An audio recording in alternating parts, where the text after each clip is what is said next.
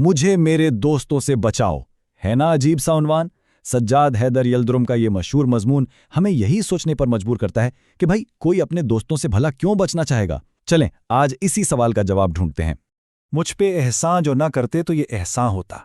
वाह, मजमून शुरू ही एक ऐसे तंजिया जुमले से होता है जो दोस्ती के पूरे ख्याल को ही उलट कर रख देता है। मतलब ये कि दोस्ती नेमत नहीं बोझ है।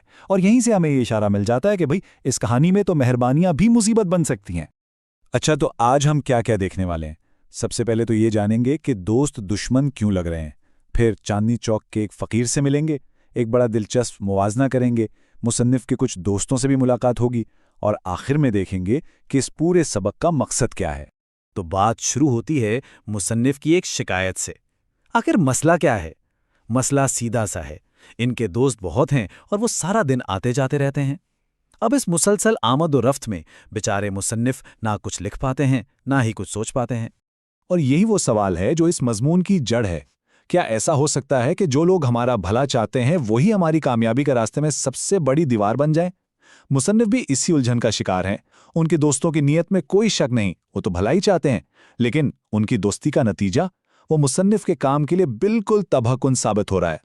चलें, अब कहानी में एक बड़ा दिलचस्प मोड़ आता है। मुसन्निफ हमें ले चलते हैं दिल्ली के चांदनी चौक, जहां एक ऐसी मुलाकात होती है जो उनकी पूरी सोच को हिलाकर रख देती है। जरा सोचें, दिल्ली का चांदनी चौक, और वो भी एक मसरूफ दिन, हर तरफ भीड़, शोर शराबा, और इसी हुजूम में मुसन्निफ को एक फ़कीर नजर आता है। लेकिन इस फ़कीर में कुछ खास बात थी, उसका अंदाज बिल्कुल अलग था, ऐसा कि सीधा दिल को छू जाए। वो फ़कीर चिल्ला रहा था, ए भाई मुसलमानों, खुदा के लिए मुझ बदनसीब का हाल सुनो।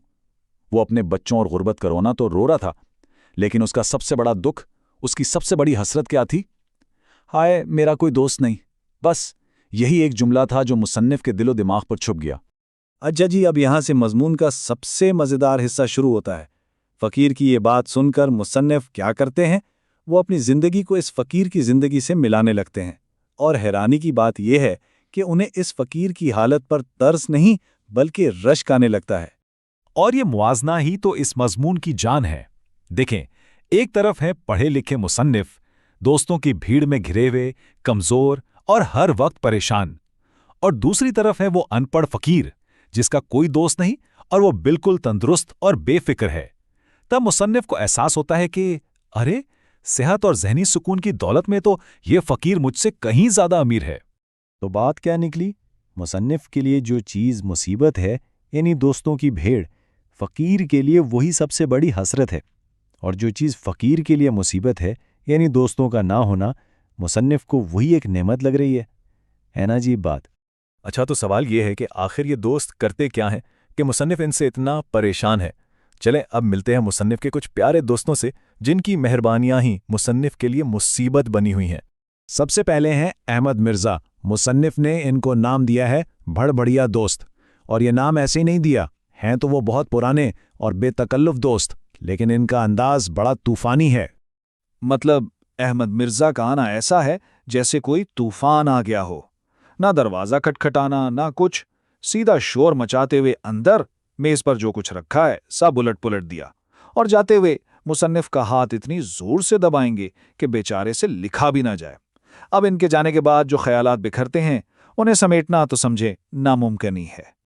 अच्छा, अब मिलते हैं दूसरे दोस्त से, मोहम्मद तहसीन साहब। उनका मसला अहमद मिर्ज़ा जैसा नहीं है, ये शोर नहीं मचाते, उनका मसला है इनकी बातें।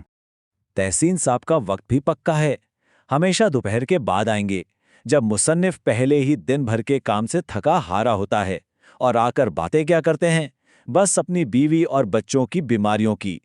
मुसन्निफ लाख कोशिश करने के बाद बदले, सियासत या अदब पर आए, लेकिन नहीं, वो मौजू बदलने ही नहीं देते, और इस तरह मुसन्निफ की जो थोड़ी बहुत हिम्मत बची होती है वो भी ख़त्म हो जाती है। तो इन सब तजुर्बात के बाद मुसन्निफ एक बहुत ही मुश्किल नतीजे पर पहुंचता है। एक ऐसा नतीजा जो हमारी अपनी ज़िंदगी और हमारे मकासद के बारे में भी है। और वो कड़वा सच ये है कि अगर दुनिया में वाकई कोई काम करना है, कुछ बनना है, तो कुछ बहुत ही प्यारे दोस्तों को छोड़ना पड़ेगा, चाहे उससे दिल पर कितना ही बड़ा सदमा क्यों ना पहुंचे। ये एक बहुत बड़ी कीमत है जो कभी कभी चुकानी पड़ती है। अच्छा, तो ये तो हुई कहानी। अब ज़रा इसके अदबी पहलू पर भी बात कर लें। یہ مضمون صرف ایک کہانی نہیں بلکہ اردو ادب میں ایک خاص قسم کی تحریر، جسے انشاء لطیف کہتے ہیں، اس کی ایک بہترین مثال ہے۔ تو یہ انشاء لطیف ہوتا کیا ہے؟ اس کا کمال یہی ہے کہ لکھنے والا ایک بالکل عام سی بات کو، جیسے دوستوں کا آنا جانا، اپنے ذاتی تجربے اور ہلکے پھلکے مذاق کے ساتھ بیان کرتا ہے، لیکن اس ہنسی مذاق کے پردے کے پیچھے زندگی کا کوئی بہت گہرا فلسفہ چھپا ہوتا ہے، بالکل ویسے ہی جیسے ہم نے اس مضمون میں دیکھا۔ تو اگر ہم اس مضمون کو ادبی نظر سے دیکھیں تو کچھ خاص باتیں سامنے آتی ہیں۔ مصنف نے اپنے دوستوں کے کرداروں کو ایک مسئلے کو سمجھانے کے لیے استعمال کیا ہے۔ اس میں ایک گہرا طنز ہے، جہاں ایک فقیر ایک پڑھے لکھے مصنف سے زیادہ خوش ہے، اور اس کا مرکزی خیال کیا ہے؟ ذاتی مقاصد اور سماجی ذمہ داریوں کے بیچ میں توازن کیسے قائم کیا جائے۔ اور آخر میں یہ مضمون ہمیں ایک بہت بڑے سوال کے ساتھ چھوڑ جاتا ہے۔ کیا ایک بامقصد زندگی جینے کے لیے تنہائی ضروری ہے؟